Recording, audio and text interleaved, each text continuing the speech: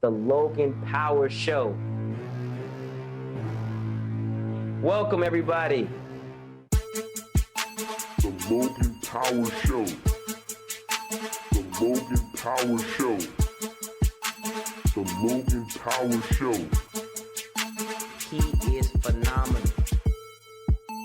The Logan Power Show. We're here to empower you and impact The Logan Power Show. The Logan Power Show. It'll be a great show. He is phenomenal. Hello, everybody, and welcome to the Logan Power Show. That is powerful. That's phenomenal.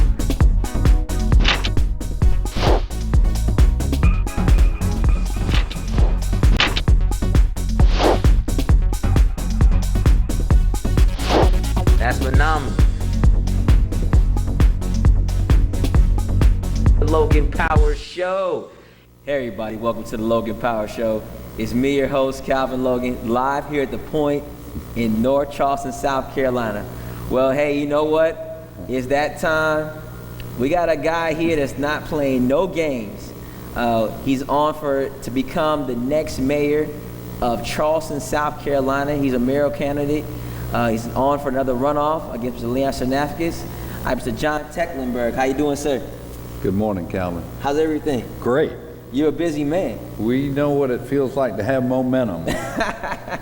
Well, you got momentum. Yes. And you're fired up and you're ready to go. I'm ready to go. And we're believing that change is going to come to Charleston. Yes, sir. And, Yes, sir. And we believe that you got a lot to do and you got a game plan for us. And we give God the glory. Yes, give God the glory. Yes. All the time. You know, I'm a willing and I feel an able servant Yes, sir. and ready for what comes. Well, things I just like to discuss and just go over with you, because I know that your time is valuable. You got to do some canvassing today. Now we have the runoff. Right. It's you and Leon going at it November 17th. And I know that it's going to be a great race, but I know you're going to come out on top. For those that are watching and maybe they didn't vote for you this first time go around, but what makes you different than the other candidate at this time? Well, first let me just share that only 1 out of 4 registered voters came out to vote in the election. Yes, sir. So that means that 3 out of 4 registered voters did not vote. Yes, sir. So we certainly encourage folks to come out and vote on November 17th. That's just 10 days away. Yes, sir. Well, the campaign has been very uplifting, and it's been a process where, in the fulfillment of a lifetime journey of mine to know and understand the heart of our citizens and the fabric of our city, and I've kept a positive message about overall improving the quality of life for our city and for our region even. Sure. Even for folks that don't live in the city of Charleston. Yes, sir. And my kind of encapsulation or statement is that I want Charleston to be the #1 place to live. I mean, we spent a lot of focus on tourism and visitors and building hotels and all this stuff, but I think along the way we kind of lost a little focus on those issues and challenges that impact our daily lives. Yes, sir. And I want to work on those so that we, in fact, strive to become not just a great place to visit, but a #1 place to live. And so what does that mean? That means all kinds of things to different folks, and it can even depend on where you live. Downtown folks are concerned about tourism management, for example. West Ashley, I think that we need to strategically have some economic development to work on, improving the look of West Ashley and trying to incentivize businesses to invest there, not just retail, but office users. On James Island, we need to coordinate better with the other jurisdictions, such as the town and the public service districts. But so you have these various things around the city to work on, right? Sure. But there are regional issues that the mayor needs to work on and be a leader of And those include bigger things like our education system. Yes, sir. Even though it's not in the city's budget, it's a Charleston County School District, we need to push to improve those schools that are underperforming. Gotcha. And you know we got some of those. So I'm gonna really push our school district and bring our community together so we have a collective focus and push on improving those schools that need it the most. Getting around, transportation is a huge regional issue. Yes, sir. The long term is we need a better public transit system. You know, Carter has kind of done as best it can, I guess you'd say, but we need to take that up a quantum step, a leap, and provide better service, more timely service, and make it easier for folks to get around. You know, we're going to be 1 million people in this metropolitan area in another 15 or 20 years. Yes, sir. So with that kind of growth, if we don't improve our public transportation system, we're really going to see some congestion. Our housing, you know, we really have an affordability gap. Yeah. Not just in the city, but the whole region, but particularly in the city, because folks aren't making enough money, you know? Yes, sir. And housing costs have been rising faster in Charleston than almost anywhere in the country. Gotcha. So we need to increase the supply of affordable housing. And lastly, I would mention as a regional issue, economic development and opportunity, particularly for minority and women businesses. And I'm going to push not just our city to improve its MWBE program to be as inclusive as possible, but to partner with the other governmental agencies and private businesses to get everybody on board to thinking about encouraging entrepreneurship, particularly among African Americans, so we can increase wealth and increase income. And for the long term, that's really important. So I want to work with our Chamber of Commerce, who's actually supporting the other candidate, but that doesn't matter. When I get there, I want to work with everybody and make things happen and have a disparity study and focus on those areas where we can encourage small business development, entrepreneurship overall, but particularly in African Americans, because I think that is the key to increasing wealth in the long term. Well, it's a great thing that you're taking a different type of initiative, you know, that you're saying that you want to help women, African Americans, Hispanics who have, you know, demographically right now haven't had the kind of privilege to have the opportunity like other ethnicities. Yeah. And education, you mentioned that was a big key for you. Yeah. You mentioned the public transportation, where I can testify it's not the greatest, but we need some help with it. So for you being, well, your first day in office, January 2016, when that time happens, you got a lot of work to do. You got a 4-year plan to do, and I'm definitely going to be one of the people helping you out, because my kids go downtown. They go to Carolina Voyager. For me, I'm a parent, military member. I'm trying to change the community. So for people that want to help, not sit there and say, okay, well, John, I voted you in, and you got to fix everything. Well, we already know it's not gonna, you can't do it by yourself. Yes. Are there gonna be times where, when you take office, where people can come in and say, hey, John, see what you're doing. I don't got the money, okay? I got the body. It's me. I'm Calvin. What can I do to make it better for you these next 4 years?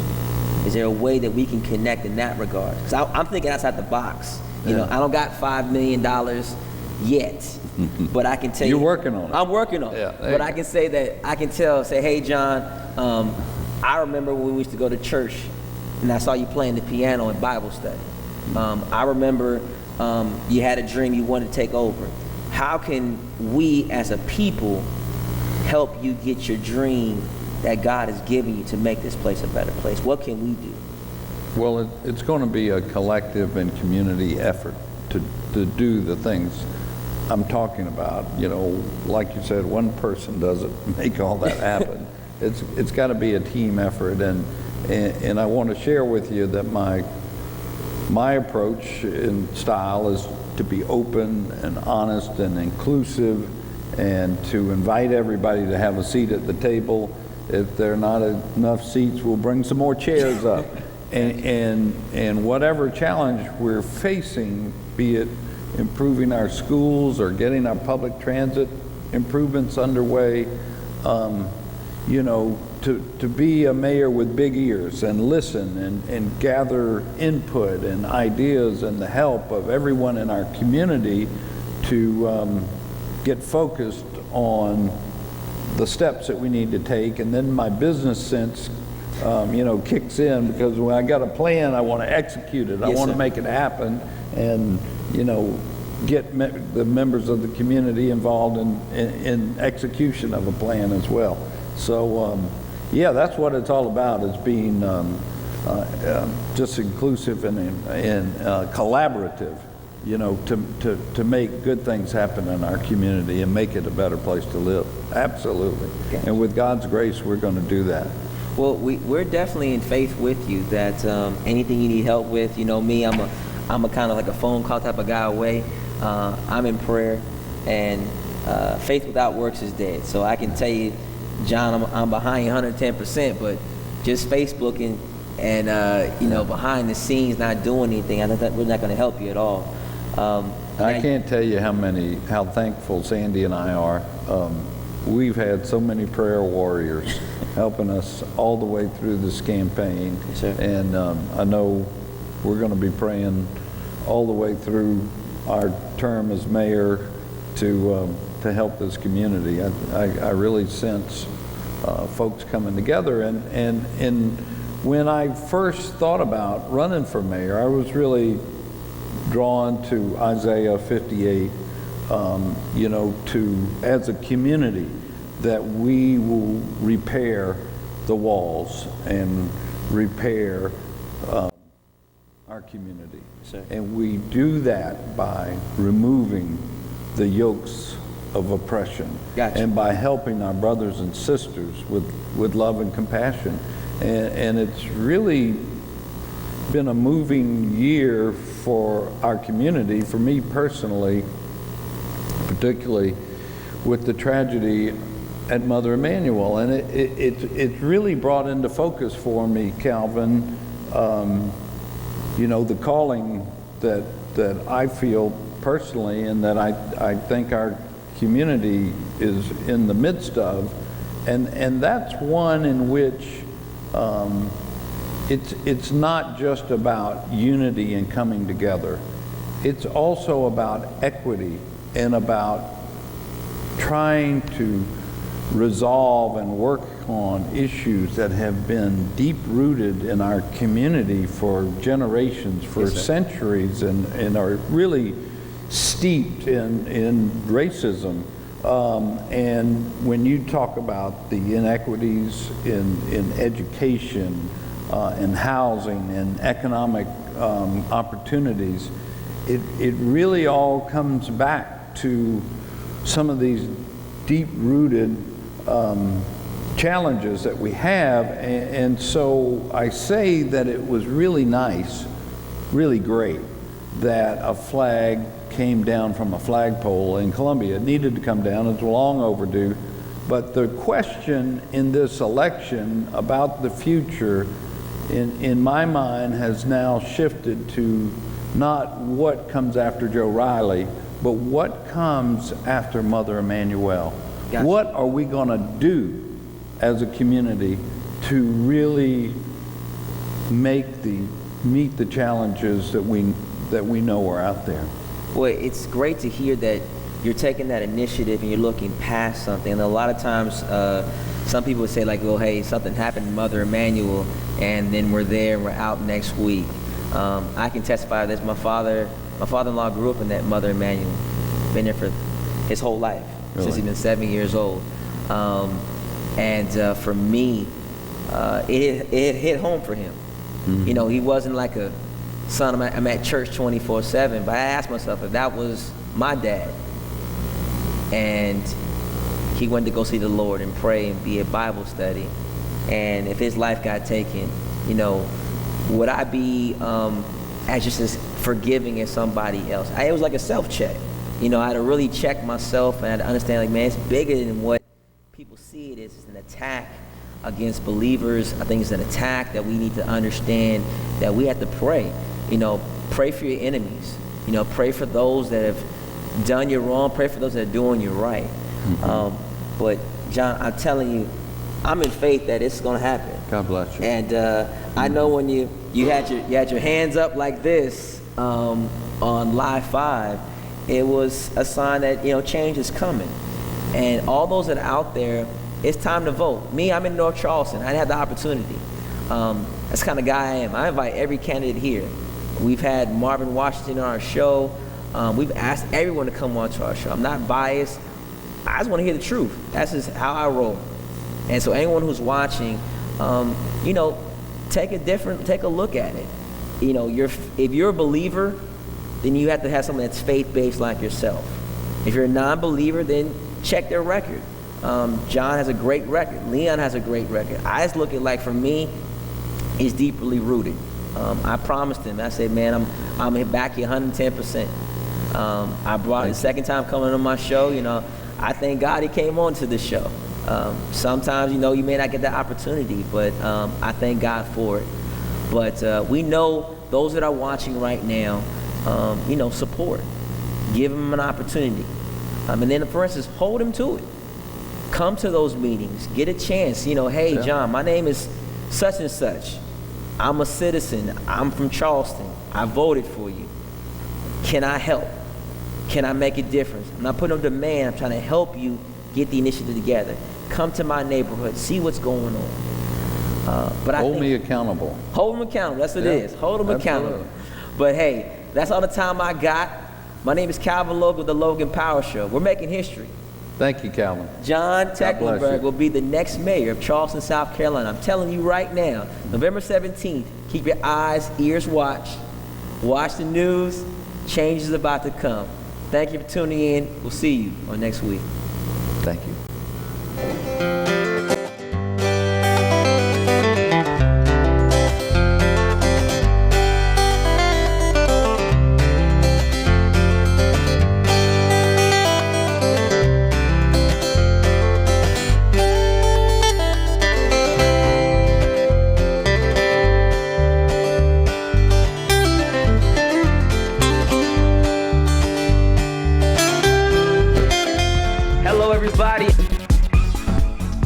That is powerful. That's phenomenal.